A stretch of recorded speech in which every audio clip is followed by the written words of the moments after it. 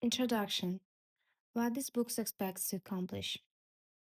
The purpose of this book is to supply, in a form suitable for laymen, guidance in the adoption and execution of investment policy.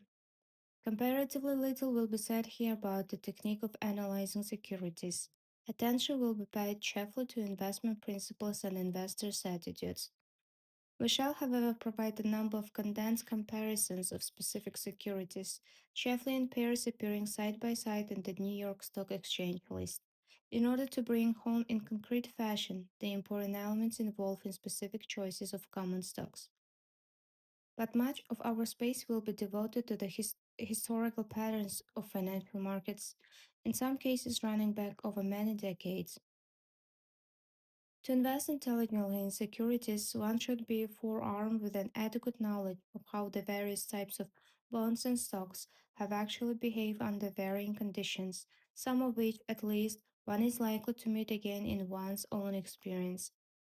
No statement is more true and better applicable to Wall Street than the famous warning of Santana: those who do not remember the past are condemned to repeat it.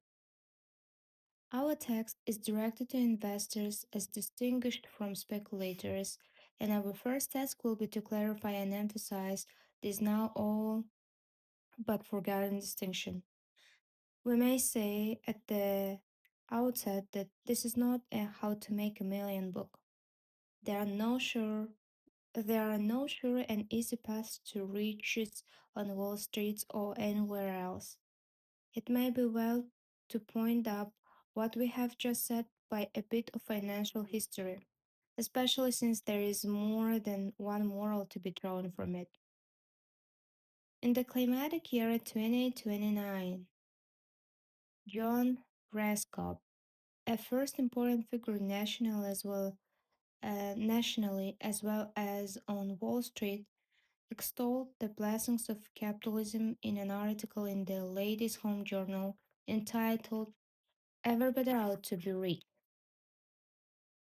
His thesis was that saving of only 15 per month invested in good common stocks with dividends reinvested would produce an estate of 80,000 in 20 years against total contributions of only 3,600. If the General Motors tycoon was right, this was indeed a simple road to riches. How nearly right was he?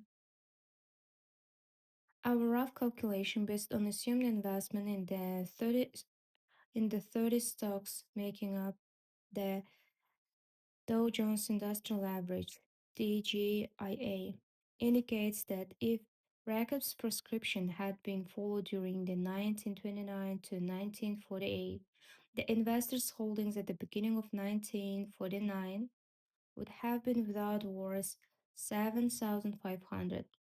This is a far cry from the great man's promise of 80,000, and it shows how little reliance can be placed on such optimistic forecasts and assurances.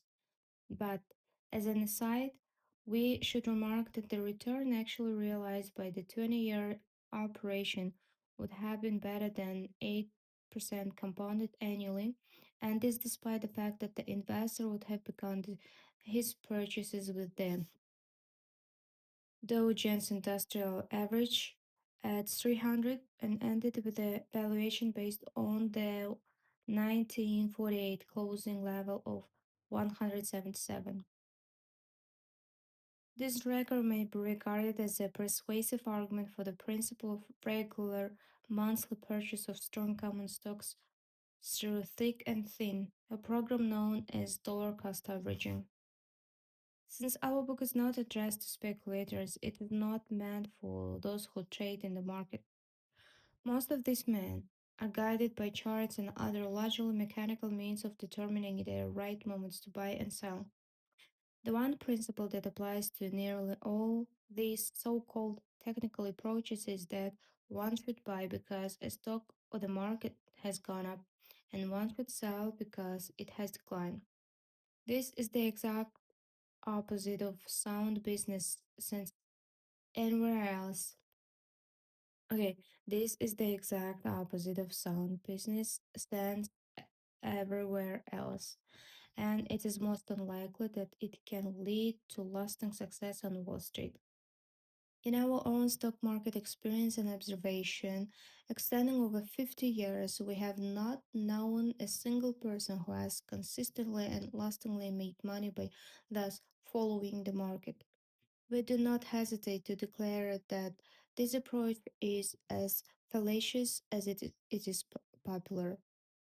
We shall illustrate what we have just said, though, of course, this should not be taken as proof, by a later brief discussion of the famous Doge theory for trading in the stock market. Since its first publication in 1949, revisions of The Intelligent Investor have appeared at intervals of approximately 5 years. In updating the current version, we shall have to deal with quite a number of new developments since the 1965 edition was written. These include an unprecedented advance in the interest rate on high grade bonds, a fall about 35% in the price levels of leading common stocks ending in May 1970. This was the highest percentage decline in some 30 years. Countless issues of lower quality had much larger shrinkage. The persistent inflation of wholesale and consumers' prices, which gained momentum even in the face of a decline of general business in 1970. The rapid development of conglomerate companies, franchise operations, and other relative novelties in business and finance. These include a number of tricky devices such as the ladder stock, proliferation of stock option warrants, misleading names, use of foreign banks, and others. Bankruptcy of our largest railroad, excessive short and long term debt of many formerly strongly entrenched companies, and even a disturbing problem of solvency among Wall Street houses. The advent of the performance back in the management of investment funds, including some bank operated trust funds, without disquieting results. This phenomena will have our careful consideration, and some will require change in conclusion and emphasis for our previous edition. The underlying principles of sound investment should not alter from decade to decade, but the application of these principles must be adapted to significant changes in the financial mechanisms and climate.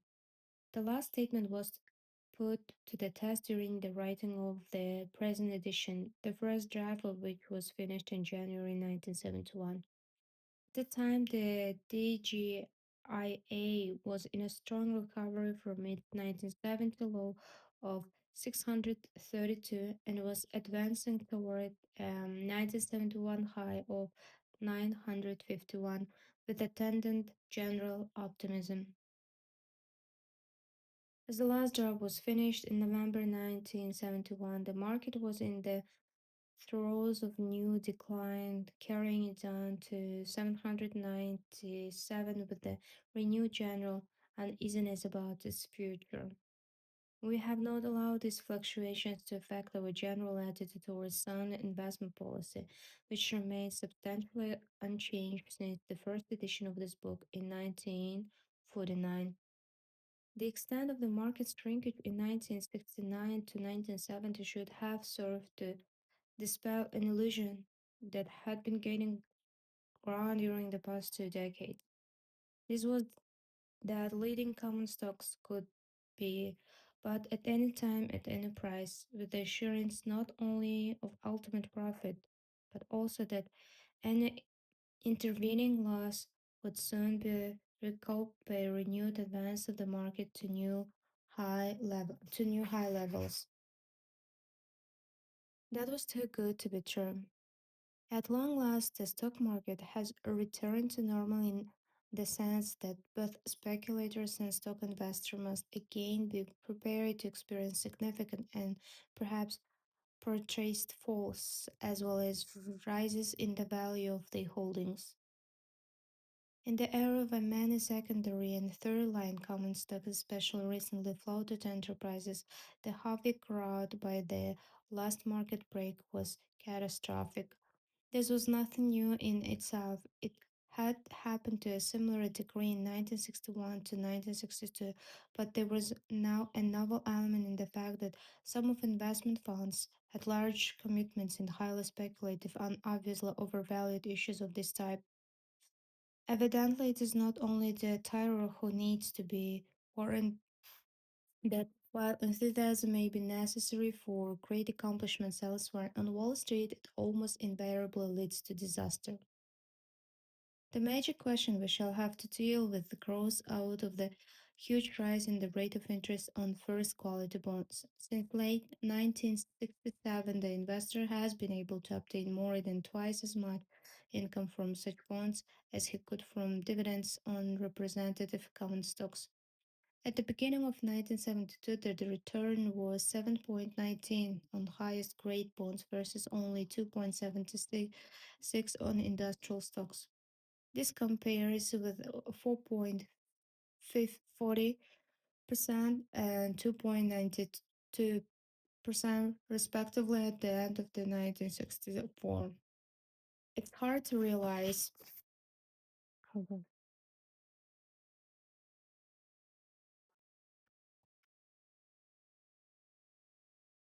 It's hard to realize that when we first wrote this book in 1949, the figures were almost the exact opposite.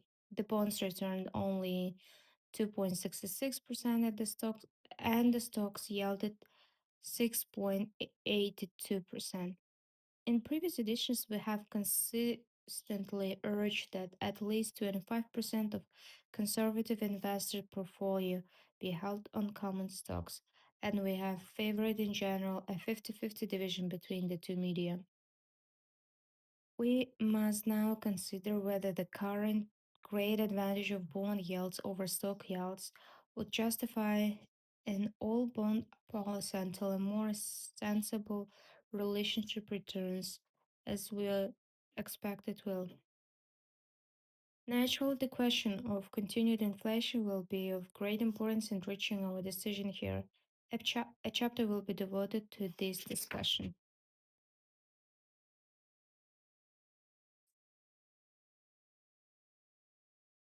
In the past, In the past, we have made a basic distinction between two kinds of investor to whom this book was addressed: the defensive and the enterprising.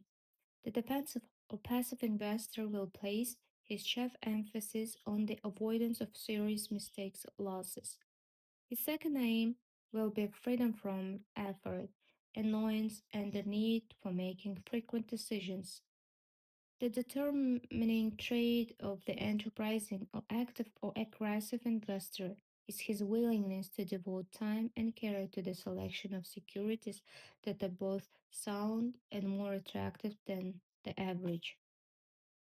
Over many decades, an enterprising investor of this sort could expect a worthwhile reward for his extra skill and effort in the form of a better average returns than that realized by the passive investor. We have some doubt whether a really substantial extra recompense is promised to the active investor under today's conditions, but next year or the years after may well be different. We shall accordingly continue to devote attention to the possibilities for enterprising investment as they existed in former periods and may return. It has long been the prevalent view that the art of successful investment lies first in the choice of those industries that are most likely to grow in the future and then in identifying the most promising companies in these industries. For example, smart investors or the smart advisors would long ago have recognized the great growth possibilities of the computer industry as a whole and of international business machine in particular, and similarly for a number of other growth industries and growth companies. But this is not as easy as it always looks to retrospect. To bring this point home, At the outset, let us add here a paragraph that we included first in the 1949 edition of this book. Such an investor may, for example, be a buyer of air transport stocks because he believes the future is even more brilliant than the trend the market already reflects. For this class of investors, the value of our book will lie more in its warnings against the pitfalls lurking in this favorite investment approach than in any positive technique that will help him along his path. The pitfalls have proved particularly dangerous in the industry we mentioned. It was, of course, easy to forecast the volume of air traffic would grow spectacularly over the years. Because of this factor, the shares became a favorite choice of the investment funds. But despite the expansion of revenues at a pace even greater than its computer industry, a combination of technological problems and overexpansion of capacity made for fluctuating and even disastrous profit figures. In the year 1970, despite the new high in traffic figures, the airline sustained a loss of some 200 million for their shareholders. They had shown losses also in 1945 and 1961. The stocks of these companies once again showed a greater decline in 1969 and 1970 than did the general market. The record shows that even the highly paid full-time experts of the mutual funds were completely wrong about the very short-term future of a major and non non-satiric industry, non-satiric industry. On the other hand, while investment funds had substantial investment and substantial gains in IBM, the combination of its apparently high price and the impossibility of being certain about its rate of growth prevented them from having more than, say, 3% of the funds in this wonderful performer. Hence, the effect of this excellent choice on the overall results was by no means decisive. Furthermore, many, if not most, of the investments in computer industry companies other than the IBM appear to have been unprofitable. From these two boards examples, we draw two morals for our readers. Obvious prospect for physical growth in a business do not translate into obvious profits for investors. The experts do not have dependable ways of selecting and concentrating on the most promising companies in the most promising industries. The experts do not have dependable ways of selecting and concentrating on the most promising companies in the most promising industries. The author did not follow this approach in his financial career as the fund manager, and he cannot offer either specific counsel or much encouragement to those who may wish to try it. What then will be we aim to accomplish in this book? Our main objective will be to guide the reader against the areas of possible substantial error and to develop policies with which he will be comfortable. We shall say quite a bit about the psychology of investors, for indeed the investor's chief problem and even his worst enemy is likely to be himself. The fault the investor is not in our stars and not in our stocks, but in ourselves. This has proved more true over recent decades as it has become more necessary for conservative investors to acquire common stocks and thus to expose themselves willy nilly to the excitement and the temptation of the stock market. By arguments, example, and exhortation, we hope to aid our readers to establish the proper mental and emotional attitude toward their investment decisions. We have seen much more money made and kept by ordinary people who were temperamentally well suited for the investment process than by those who lacked this quality, even though they had an extensive knowledge of finance, accounting, and stock market lore. Additionally, we hope to implant the reader reader a tendency to measure or quantify. For 99 issues out of 100, we could say that at some price they are cheap enough to buy, and at some other price they would be so dear that they should be sold. The habit of relating what is paid to what's being offered is an invaluable trait in investment. In an article in a women's magazine many years ago, we advised the readers to buy their stocks as they bought their groceries, not as they bought their perfume. The really dreadful losses of the past few years, and on many similar occasions before, were realized in some common stock issues where the buyers forgot to ask how much. In June 1970, the question how much could be answered by the magic figure 9.40%. The yield obtainable on new offering of high grade publicly utility bond. This has now dropped to about 7.3%, but even that return tempts us to ask why give any other answer. But there are other possible answers, and this must be carefully considered. Besides which, we repeat that both we and our readers must be prepared in advance for the possibly quite different conditions of, say, 1973 and 1977. We shall therefore present in some detail a positive program for common stock investment, part of which is within the purview of both classes of investors and part is intended mainly for the enterprising group. Strangely enough, we shall suggest as one of our chief requirements here is that our readers limit themselves to issuing selling not for far above the tangible assets value. The reason for this seemingly outmoded counsel is both practical and psychological. Experience has taught us that Experience had taught us that while the many good growth companies worth several times net assets, the buyer of such shares will be too dependent on the vagaries and fluctuations of the stock market.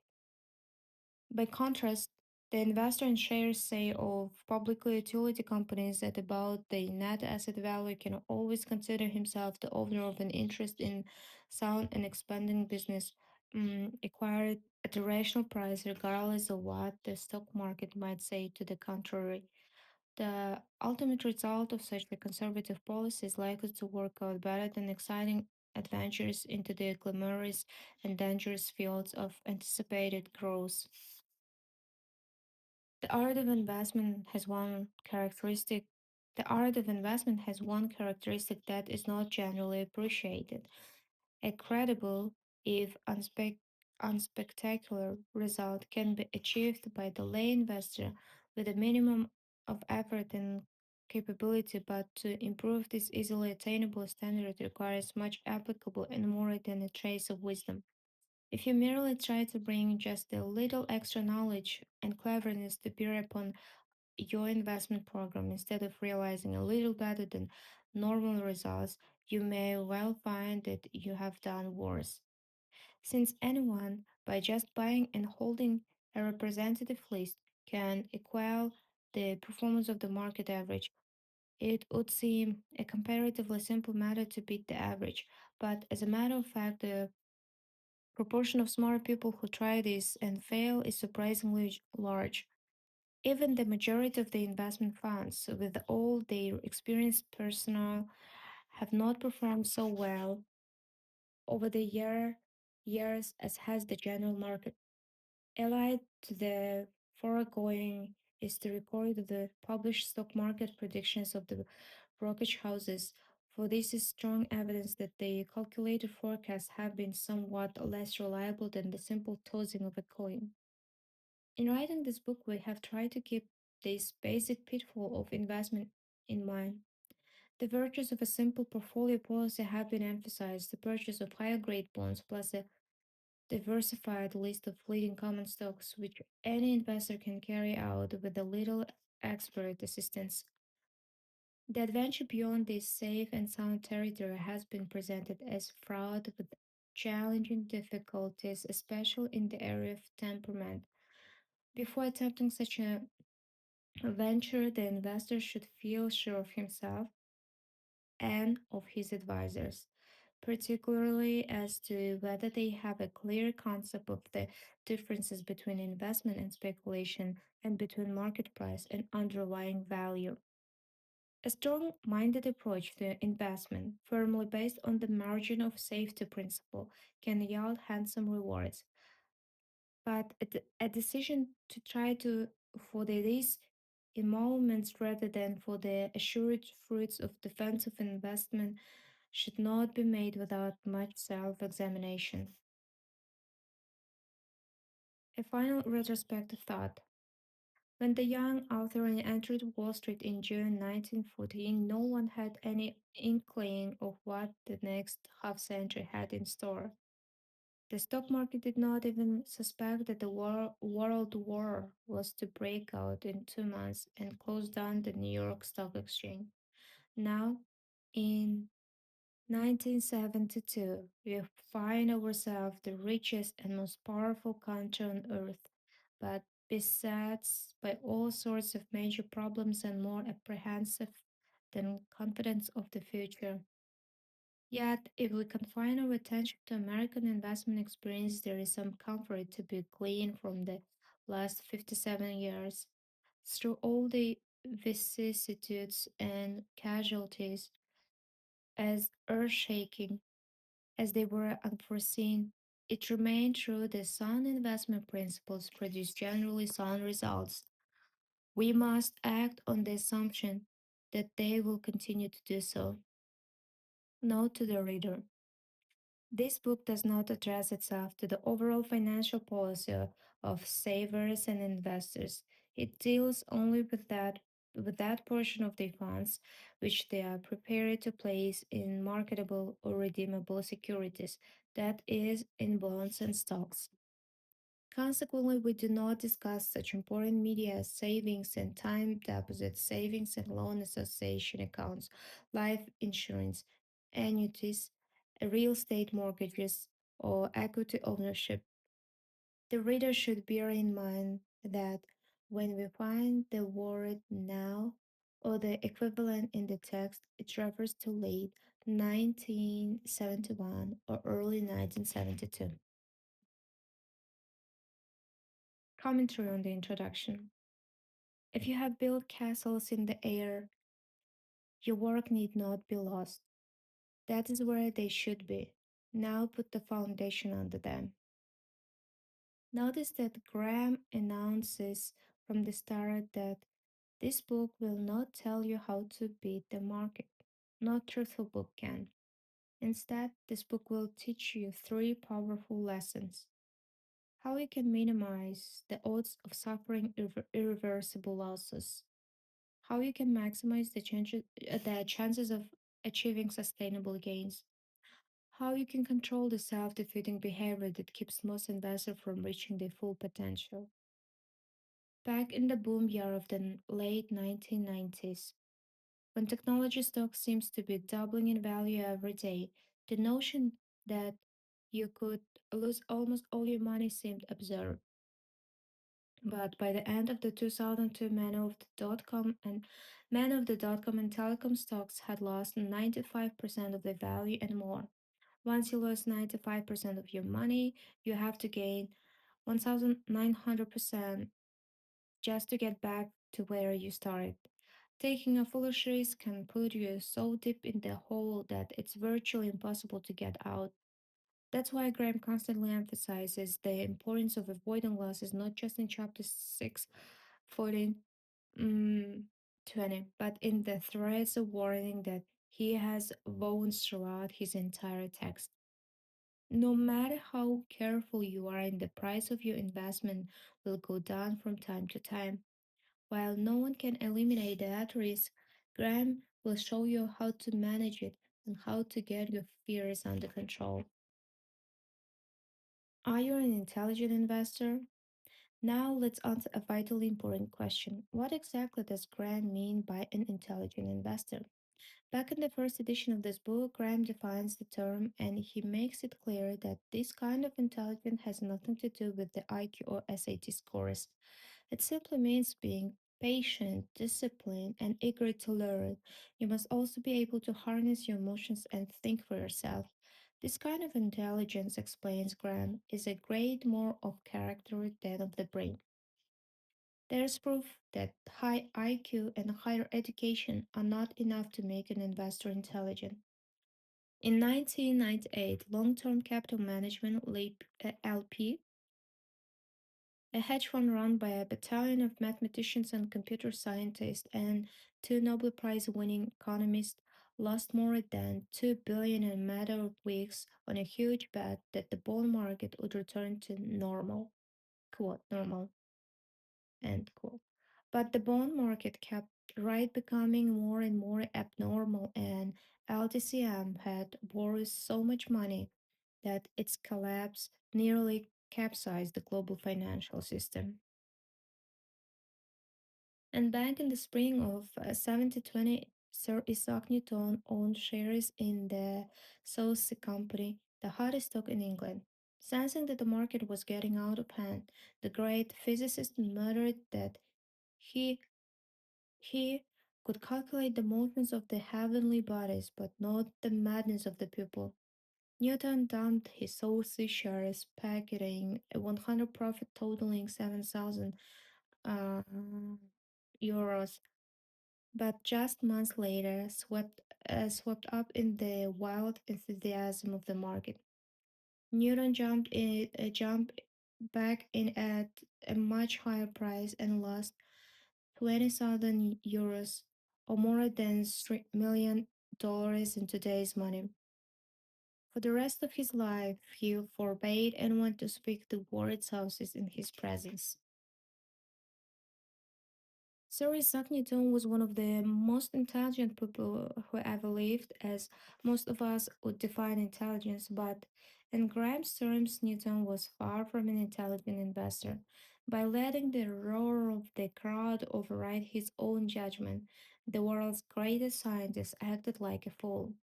In short, if you failed at investing so far, it is not because you are stupid, it's because, like Sir Isaac Newton, you haven't developed the emotional discipline that successful investing requires. In Chapter 8, Graham describes how to enhance your intelligence by harnessing your emotions and refusing to stoop to the market's level of irrationality. There, you can master his lessons that being an intelligent investor is more a matter of character than brain. A chronicle of calamity. Now, let's take a moment to look at some of the major financial developments of the past few years. 1. The worst market crash since the Great Depression in the US, stocks losing 50.2% of their value, or 7.4 trillion between March 2000 and October 2002. Far deeper drops in the share prices of the hottest companies of the 1990s, including AOL, Cisco, GDS, Uniface, Lucent, and Qualcomm, plus the utter destruction of hundreds of internet stocks. Accusations of massive financial fraud at some of the largest and most respected corporations in America, including Enron, Tyco, and Xerox. The bankruptcies of such once glistening companies as Conseco, Global Crossing, and WorldCom. Allegations that accounting firms cooked the books and even destroyed records to help their clients mislead the investing public. Charges that top executives at leading companies siphoned off hundreds of millions of dollars for their own personal gain. Proof that security analysis on Wall Street praised stocks publicly but admitted privately. Proof that security analysis on Wall Street praised stocks publicly but admitted privately that they were garbage. A stock market that, even after its blood curdling decline, seems overvalued by historical measures, suggesting to many experts that stocks have further yet to fall. A relentless decline in interest rate that has left investors with no attractive alternative to stocks and invest in environments bristling with the unpredictable menace of global terrorism and war in the Middle East. Much of this damage could have been and was avoided by investors who learned and live by Graham's principles. As Graham puts it, while enthusiasm may be necessary for great accomplishments elsewhere on Wall Street, it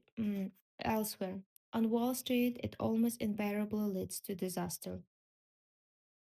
By letting themselves get carried away on internet stocks, on big growth stocks, on stocks as a whole, many people made the same stupid mistake as Sir Isaac Newton.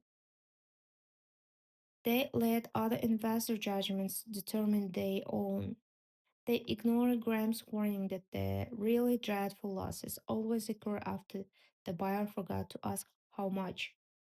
Most painfully of all, by losing their self control just when they need it in the most.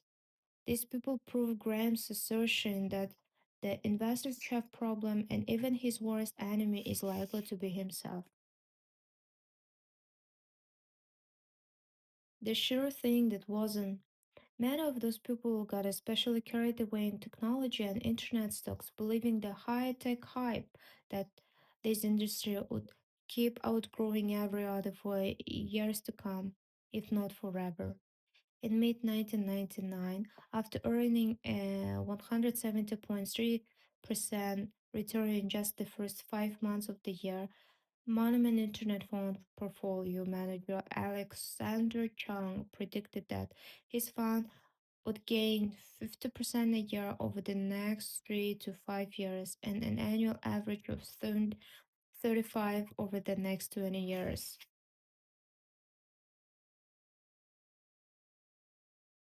After his Amarinda Technology Funds rose an incredible 248.9% in 1999. Portfolio manager Alberto Villar ridiculed anyone who dared to doubt that the internet was a perpetual money-making machine. If you're out of the sector, you're going to underperform.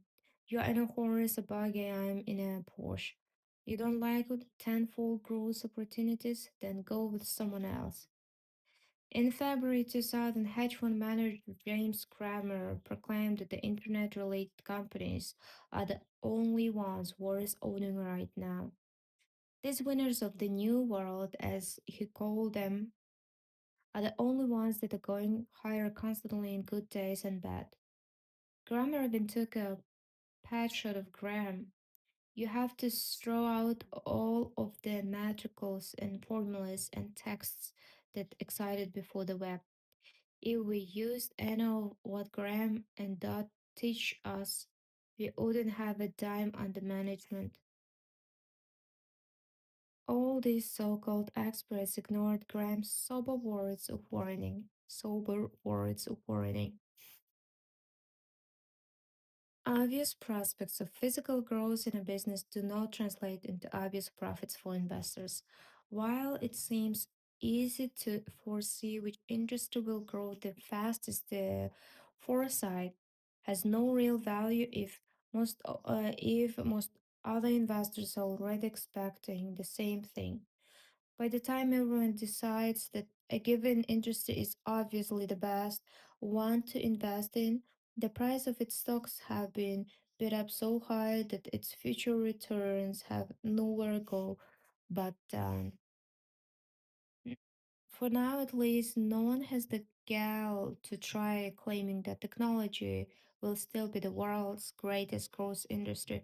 But make sure you remember this. The people who now claim that the next sure thing will be healthcare or energy or real estate or gold are no more likely to be right in the end that the hypothesis of high tech turned out to be. The silver lining. If no price seems too high for stocks in the 1990s, in 2003, we have reached a point at which no price appears to be low enough. The pendulum has swung, and Grams knew it always does. from irrational exuberance to unjustifiable pessimism. In 2003, investor young 27 billion out of stock mutual funds, and a survey conducted at the Securities Industry Association found that 1 out of 10 investors had cut back on stocks by at least 25%. The same people who were eager to buy stocks in the late 1990s when they were going up in price and therefore becoming expensive, sold stocks as they went down in price and by definition became cheaper. As Graham shows so brilliantly in Chapter 8, this is exactly backwards. The intelligent investor realizes that the stock become more risky, not less, as their prices rise, and less risky, not more, as their prices fall. The intelligent investor dreads a bull market since it makes stocks more costly to buy. And conversely, so long as you keep enough cash on hand to meet your spending needs, you should welcome a bear market since it puts stocks back on sale. So take heart. The death of the bull market is not the bad news everyone believes to. so, so take heart. The death of the bull market is not the bad news everyone believes it to be. Thanks to the decline in stocks prices, now is a considerable safer and saner time to be building wealth. Read on and let Graham show you how. Chapter 1: Investment versus Speculation: Results to be expected by the intelligent investor. This chapter will outline the viewpoints that will be set forth in the remainder of the book. The remainder of the book. In particular, we wish to develop at the outset our concept of appropriate portfolio policy for the individual non-professional investor. Investment versus speculation. What do we mean by investor? Throughout this book, the term will be used in contradistinction to a speculator. As far back as 1934, in our textbook Security Analysis, we attempted a precise formulation of the difference between the two as follows. An investment operation is one which, upon thorough analysis, promises safety of principles and an adequate return. Operations meeting these requirements are operations not meeting these requirements are speculative. While we have clung tenaciously to this definition of the ensuing 38 years, it is worthwhile noting that the radical changes that have occurred in the use of the term investor during this period. After the great market decline of 1929-1932, all common stocks were widely regarded as speculative by nature. A leading authority stated flatly that only bond could be bought for investment. Thus, we have then to define our definition against the charge that it gave too wide scope to the concept of investment. Now, our concern is of the opposite sort. We must prevent our readers from accepting the common jargon which applies the term investor to anybody and everybody in the stock market. In our last edition, we cited that the following headline of a front page article of our leading financial journal in June 1962. Small investors bearish, they are selling out a lot short. In October 1970, the same journal had an editorial critical of what it called reckless investor, who this time were rushing in on the buying side. These quotations will illustrate the confusion that has been dominant for many years in the use of the words investment and speculation. Think of our suggested definition of investment given above and compare it with the sale of a few shares of stock by an inexperienced member of the public who doesn't even own what he is selling and has some largely emotional conviction that he will be able to buy them back at a much lower price. It is not irrelevant to point out that when the 1962 article appears, the market had already experienced a decline of major size and was now getting ready for an even greater upswing. It was about a poor a time as possible for selling short. In a more general sense, the later used the phrase reckless investor could be regarded as a laughable contradiction in term, something like spendthrift misers, where this misuse of language not so mischievous. The newspaper employed the word ambassador in these instances because the easy language of Wall Street, everyone who buys or sells a security has become an investor regardless of what he buys or for what purpose or at what price or whether for cash or margin. Compare this the attitude of the public toward common stocks in 1948 when over 90% of those Curate expressed themselves as opposed to the purchase of common stocks. About half gave the reasons not safe, a gamble, and about half the reason not familiar with. It is indeed ironic how though not surprising that common stocks purchases of all kinds were quite generally regarded as highly speculative or risky at a time when they were selling on a most attractive basis and due soon to begin their greatest advance in history. Conversely, the very fact they had advanced to what were undoubtedly dangerous levels as judged by past experience later transformed them into investment and the entire stock buying public and to investors. The distinction between investment and speculation in common stock has always been a useful one, and its disappearance is a cause for concern.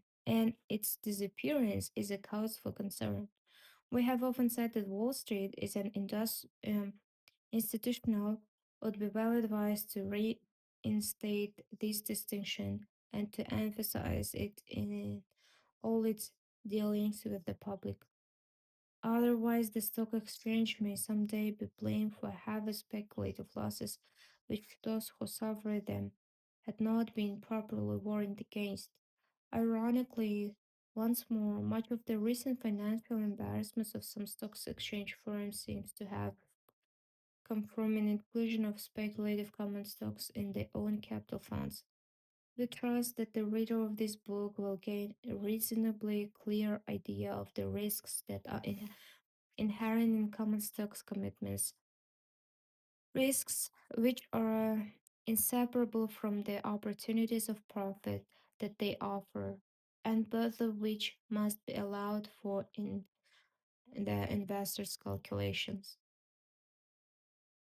What we have just said indicates that there may no longer be such a thing as a Simon Pure investment policy comprising representative common stocks in the sense that one can always wait to buy them at a price that involves no risk of a market or a quotational loss large enough to be disquieting. In most periods, the investor must recognize the existence of a speculative factor in his common stock holdings. It is his task to keep his component within minor limits and to prepare financially and psychologically for adverse results that may be of short or long duration.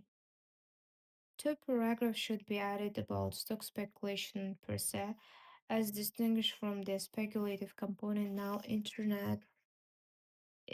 inherent in most representative common stocks. Outright speculation is neither illegal, immoral, or, for most people, fattening to the pocketbook. More than that, some speculation is necessary and unavoidable, for in many common stock situations, there are substantial possibilities of both profit and loss, and the risk therein must be assumed by someone. There is intelligent speculation as there is intelligent investing, but there are many ways in which speculation may be unintelligent. Of these, the foremost are speculating when you think you are investing, speculating seriously instead of as a pastime when you lack proper knowledge and skill for it, risking more money in speculation than you can afford to lose. In our Conservative view everyone non-professional who operates on margin should recognize that he is ipso facto speculating and it is his broker's duty so to advise him. And everyone who buys the so-called hot common stock issue or makes a purchase in any way similar thereto is either speculating or gambling. Speculation is always fascinating and it can be a lot of fun while you are ahead of game. If you want to try your luck at it, put aside a portion the smallest the bottom of a capital in a separate fund for this purpose. Never add more money to this account just because the market has gone up and profits are rolling in. That's the time to think of taking money out of your speculative funds. Fund. Never mingle your speculative and investment operation in the same account nor in any part of your thinking. Result to be expected by the defensive investor. We have already defined the defensive investor as one interested chiefly in safety plus freedom from bother.